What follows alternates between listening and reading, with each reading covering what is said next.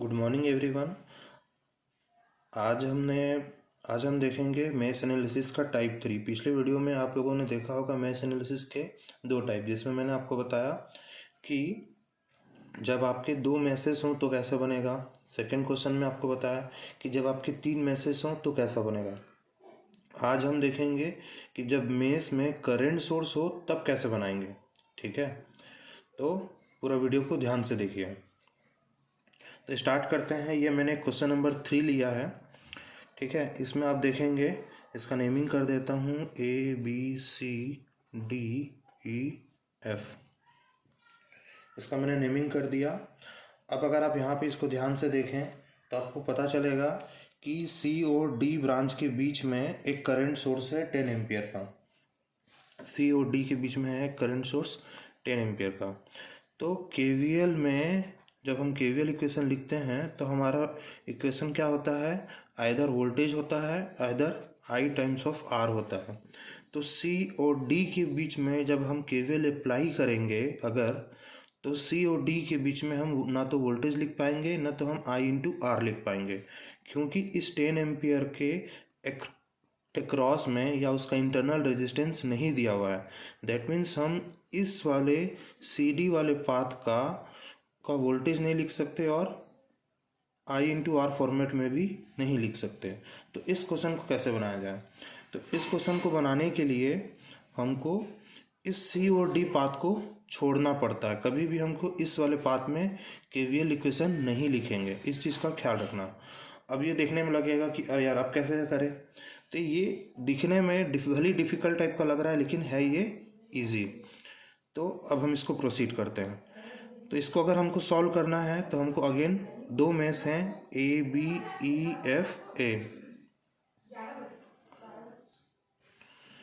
इसमें दो मैश हैं ABEFA और BCDEB।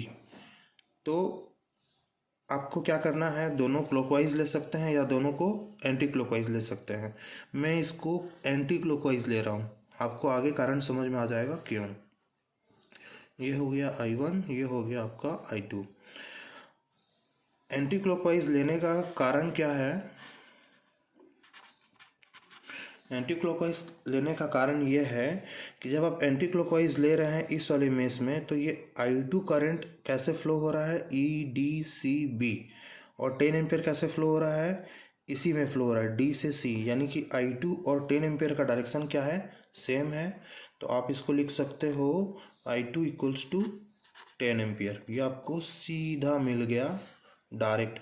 तो यानी कि जिस मेश में आपको दो मेसेस में, अगर आपका एक मेश में आपका करंट सोर्स गिवन हो तो आपको एक को सॉल्व करने की ज़रूरत नहीं है, तो आपका एक इक्वेशन वहीं कम हो गया। तो ये कॉम्परेटिवली प्रीवियस क्वेश्चन से ज़्यादा इजी है। यहाँ पे आपको सिर्फ एक इक्वेशन लगाने की ज़रूरत है, दो KVL इक्वेशन लिखने की ज़रूरत नहीं है, क्योंकि यहाँ पे हमारा एक ही अननोन है, दूसरा तो इक्वल हो गया। अगर हम इसको क्लॉकवाइज लेते तो I2 इक्वल्स टू क्या हो जाता, -10 एम्पियर, क्योंकि ये हो जाता अपोजिट डायरेक्शन में, ये ऐसे और वो ऐसे है ना, ये ऐसा होता और करंट हमारा 10 एम्पियर ऐसे फ्लो हो रहा है।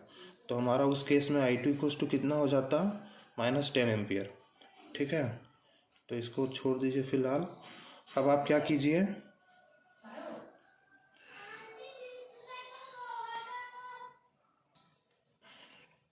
नेक्स्ट अब हमको क्या काम करना है, मेसेज के इक्वेशन लिखने हैं।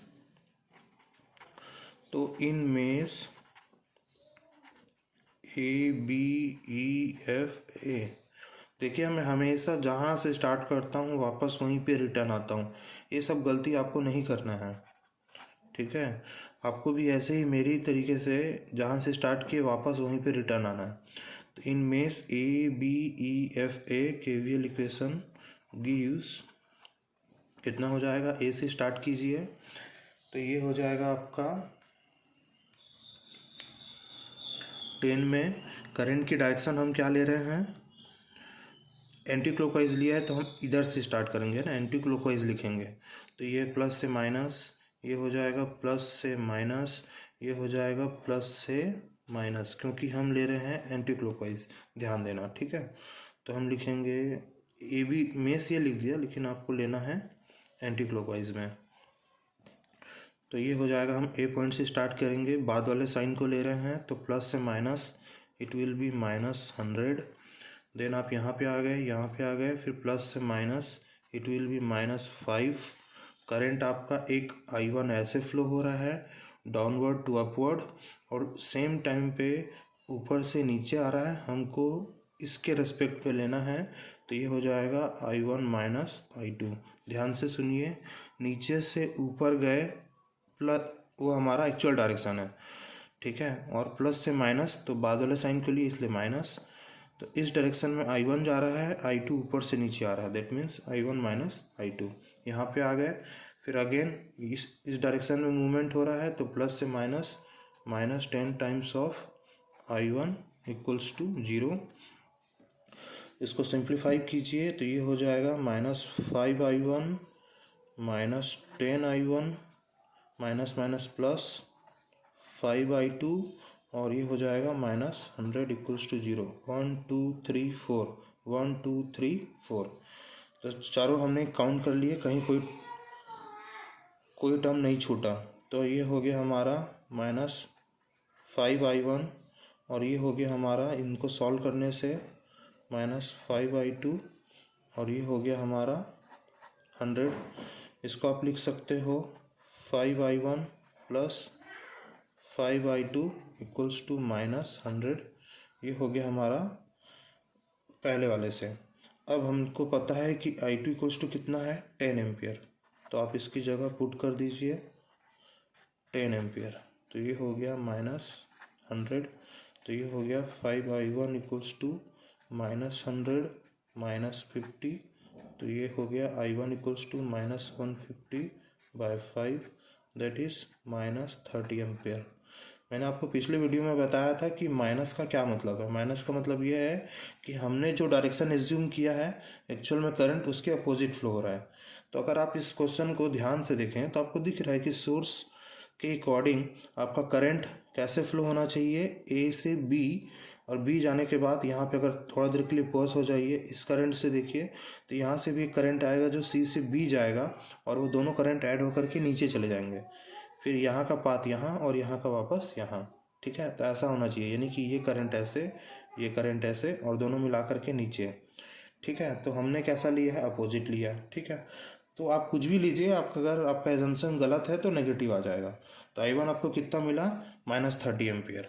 दैट मीन्स अगर आपको कोई पूछता है कि I10 ओम में कितना करंट जाएगा, तो वो हो जाएगा I1 करंट, और वो हो जाएगा 30 एम्पियर। और उसको आप लिख सकते हो कि current flows from A to B। A से B में ही आपका एक्चुअल करंट 30 एम्पियर फ्लो हो रहा है। I20 ओम अगर कोई पूछे तो वो कितना होगा आपका, जो आपने निकाला है, I2 equals to 10 ampere. Current flow होगा, current flows from C to B।